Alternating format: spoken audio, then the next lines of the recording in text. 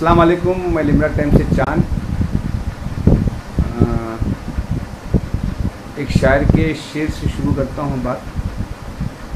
गजब किया तेरे वादे पे एतबार किया, गजब किया तेरे वादे पे एतबार किया, तमाम रात क़यामत का इंतज़ार किया। तुझे तो वादा दीदार हमसे करना था, तुझे तो वादे दीदार हमसे करना था, ये क्या किया जहां को उम्मीदवार किया।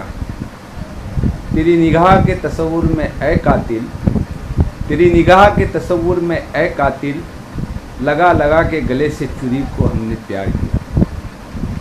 तो ये शेर जो है मैं आप लोगों के साथ मुखातिब किया हूँ, और साथ ही साथ में मैं शायर साहब ने इस शेर में बहुत सारी बातें कही हैं। तो मैं आगे बढ़ते हुए ये कहना चाहता हूँ कि आने वाली 18 तारीख को नोएडा शेख के केस की सुप्रीम कोर्ट में डेट है, और 3 जज की बेंच है। जनाब संजय किशन कौर साहब है, जनाब दिनेश महेश्वरी साहब हैं, और जनाब ऋषिकेश रॉय साहब हैं। और केस का सीरियल नंबर 25 है। और साथ में इसमें जो है तेलंगाना स्टेट गवर्नमेंट की तरफ से जो अपील हुई है, उस अपील को भी साथ में पहले सुना जाएगा। दोनों रिट पिटीशन साथ में है, और इस केस को जो है वीडियो कॉन्फ्रेंसिंग के जरिए सुना जाएगा। तो बहुत सारी बातें इंशाल्लाह उस आने वाली 18 तारीख को जो है क्लियर होंगी। लेकिन उससे पहले जो है 3 नवंबर को जो है, पिछले 3 नवंबर को नोएडा शेख की तरफ से एक रीजॉइंडर एफिडेविट जो है कोर्ट में सबमिट हुआ है। और इस रीजॉइंडर एफिडेविट सबमिट होने के बाद में आज पहली मर्तबा जो है मंजर आम पे आया ये रीजॉइंडर एफिडेविट, जिसमें नोएडा शेख की तरफ से बयान किया गया है। जेल से जो है चंचल भाईकल्ला जेल से जो है रीजॉइंडर एफिडेविट जो है जमा हुआ है। इससे पहले जो है इससे पहले 2 मरतबा जो है पिछले मार्च को एक हाथ से लिखा हुआ नोएडा शेख की तरफ से चंचलगुड़ा की जेल से निकला था एक लेटर, जो इन्वेस्टरों के लिए था। और उसके बाद में जो है 2019 में सितंबर के महीने में, शायद सितंबर के महीने में एक डिक्लेरेशन नोएडा शेख की तरफ से चंचलगुड़ा जेल की तरफ से जो है उनकी तरफ से आया था। उन दोनों चीज़ों को उन दोनों लेटरों में, उस डिक्लेरेशन में, उस लेटर में जो नोएडा शेख ने जो बातों का जिक्र किया है इन्वेस्टरों के ताल्लुक़ से, ये एफिडेविट जो है उन बातों को जो है पूरी तरह से खारिज करती है। यानी पिछली दोनों लेटरों पे जो बातें नोएडा शेख ने कही थी, तो तमाम बातें खारिज हो गई है। अब ये रीजॉइंडर एफिडेविट जो है कोर्ट में सबमिट हुआ है, बाकायदा जो है वकील के ज़रिए सबमिट हुआ है। जबकि वो पिछला जो 2 डिक्लेरेशन और एक लेटर जो आप लोगों के दरमियान में आया था, जिसे लेके बहुत हंगामे हुए थे, बहुत जो है उसे बता के लोगों को जो है भरोसा दिलाया गया था, तो उसकी कोई अहमियत ही नहीं रहेगी। लेकिन ये जो एफिडेविट, जो रीजॉइंडर एफिडेविट जमा हुआ है सुप्रीम कोर्ट में, ऑनरेबल सुप्रीम कोर्ट में जमा हुआ है, तो इसकी जो है अहमियत होगी। और इसी पे जो है आप लोग जो है इसी के ऊपर पूरा दारोमदार है। इस एफिडेविट में नोएडा शेख कह रही हैं कि उनके पास जो है कस्टमर हैं। जो एफिडेविट का जो खुलासा मैं आपको बता रहा हूँ, उसमें कह रही है कि उनके पास जो है कस्टमर है, उनके कस्टमर ने उनके अकाउंट में, हीरा गोल्ड के अकाउंट में पैसा जो है ट्रांसफ़र किया। और ट्रांसफ़र करने के बाद में बहुत सारे जो कस्टमर जो है थे, हमने उनको जो है सोना उनको बेचा है। और साथ ही साथ में बहुत सारे कस्टमर ऐसे भी है जो है अपने अमाउंट के बदले सोना ले चुके हैं। और साथ ही साथ में उन्होंने ये भी कहा है कि वो कह नहीं सकती कि कितने मतलब अमाउंट है, क्योंकि उनको एक चलते हुए कारोबार से जो है, एक चलता हुआ कारोबार था उनका, और कह नहीं सकती कि उनके पास कितने पैसे उनके पास कस्टमर के ज़रिए आए हैं। तो यहाँ पे वो ऐसा कह रही हैं। और साथ ही साथ में वो ये भी कह रही हैं कि वो पैसा देने के लिए रेडी हैं, लेकिन उनको ज़मानत पे रिहाई मिलने के बाद वो पैसा देने के लिए तैयार है।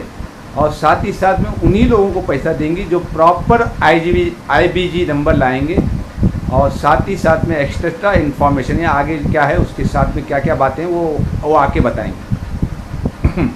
तो यहाँ पे जो तमाम इन्वेस्टरों के पास जो है मैं सवाल करता हूँ, जो हीरा गोल्ड के जो एडवोकेट हैं, उनसे मेरा सवाल है कि तमाम इन्वेस्टरों के पास जिन्होंने पैसा लगाया, अपनी मेहनत की गाड़ी कमाई जो लगाई है, उनको जो है नोएडा शेख की तरफ से, नोएडा शेख की कंपनी की तरफ से, नोएडा शेख के एमई और डीएसयू की तरफ से एक कागज़ का टुकड़ा आईबीजी नंबर मिला हुआ, उसके अलावा उनके पास कुछ नहीं। तो ऐसी कौन सी चीज़ें जो है नोएडा शेख मानने वाली है और किस तरह से नोएडा शेख जो है उनके सही जो प्रॉपर जीनियन कस्टमर है वो नोएडा शेख किस तरह बता सकती हैं, ये नोएडा शेख ने तमाम इन्वेस्टरों को एक परेशानी में और एक तजब्बुज़ में डाल दिया है। तो बहुत सारे लोग जो है परेशान भी है कि वो किस तरह साबित करेंगे कि वो नोएडा शेख की कंपनी में जो है पैसा इन्वेस्ट किए हैं। तो इंशाल्लाह आने वाले 18 तारीख को देखते हैं कि इस बारे में ऑनरेबल सुप्रीम कोर्ट का क्या फ़ैसला आता है। नोएडा शेख ने अपनी तरफ से तमाम कोशिशें इस एफिडेविट के ज़रिए बता दी हैं, किस तरह उन्होंने जो है 2018 तक जो है तमाम रिटर्न फाइल किए हैं। तो मैं यहाँ पे नोएडा शेख के जो भी ये बातें हैं कि रिटर्न फाइल किए हैं, तो अगर आपकी कंपनी रिटर्न फाइल करती है तो हैदराबाद में रजिस्टर ऑफ कंपनियाँ केस आपकी 16 से 18 कंपनियों पे क्यों चल रहा है? आपने रिटर्न फाइल किया, अगर आप 2016 और 17 में अगर आपने रिटर्न फाइल किया और रिटर्न फाइल करने के बाद आईटी डिपार्टमेंट की तरफ से आपको एक सर्टिफाइड कॉपी दी जाती है, वो आपको रजिस्टर ऑफ कंपनी में जमा करना होता है। अगर आपने रिटर्न फाइल किया होता तो आपके ऊपर केस नहीं होता था। किस तरह आपके ऊपर जो है 16 से 18 कंपनियों का जो है केस चल रहा है रजिस्टर ऑफ कंपनी की तरफ से, जिस पे आप बेल पे हैं और केस अभी जो है चल रहा है।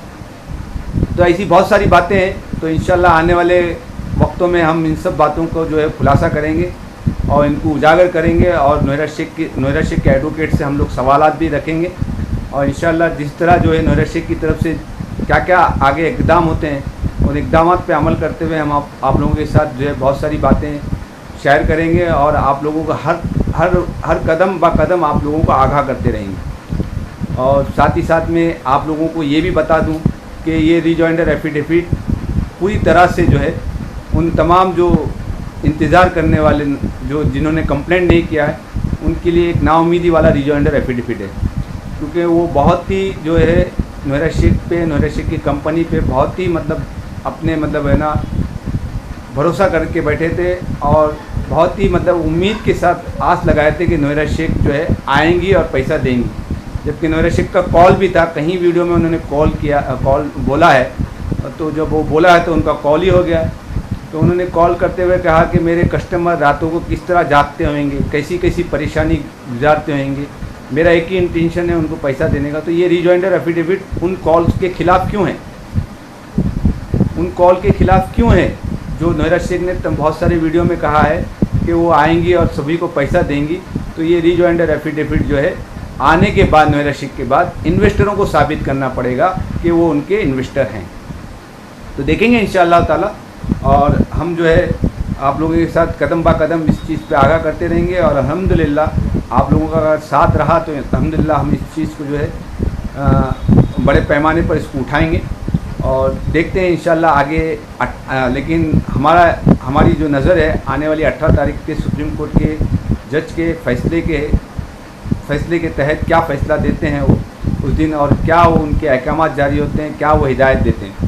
क्योंकि आने वाली 18 तारीख को जो है तमाम रिस्पोंडेंट की तरफ से बहुत सारे जो भी जवाबात थे, रिजॉइंडर एफिडेविट सबमिट हो चुका है और एक 4 नंबर के रिस्पोंडेंट की तरफ हर एक की तरफ से जो है सब जवाबात दाखिल हो चुके हैं।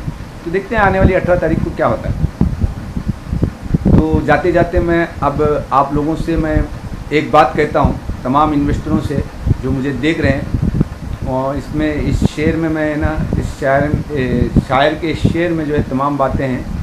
तो मैं कहता हूँ कि चलो आप ऐसा करते हैं सितारे बांट लेते हैं, चलो अब ऐसा करते हैं सितारे बांट लेते हैं, ज़रूरत के मुताबिक हम सहारे बांट लेते हैं। मोहब्बत करने वालों की तिजारत भी अनोखी है, मोहब्बत करने वालों की तिजारत भी अनोखी है, मुनाफा छोड़ देते हैं खसारे बांट लेते हैं। मोहब्बत के अलावा पास अपने कुछ नहीं है, मोहब्बत के अलावा पास अपने कुछ नहीं है फैज़, इसी दौलत को हम किस्मत के मारे बांट लेते हैं।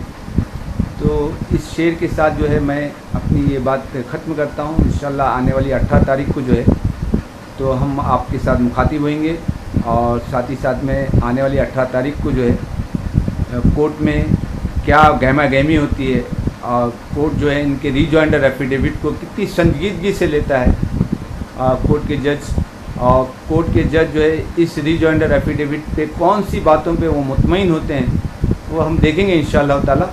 आप बने रहिए। अल्लाह की ज़ात बहुत बड़ी है और अल्लाह ने कुरान में फरमाया है तवक्कलतु अलल्लाह।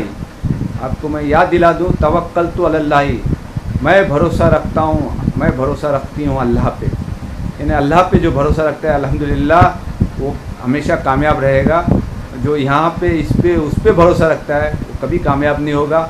वो इसी तरह जो है कहीं ना कहीं जो है मुँह की खानी पड़ेगी उसे। अस्सलाम वालेकुम, मैं लिब्रा टाइम से चाहूँ।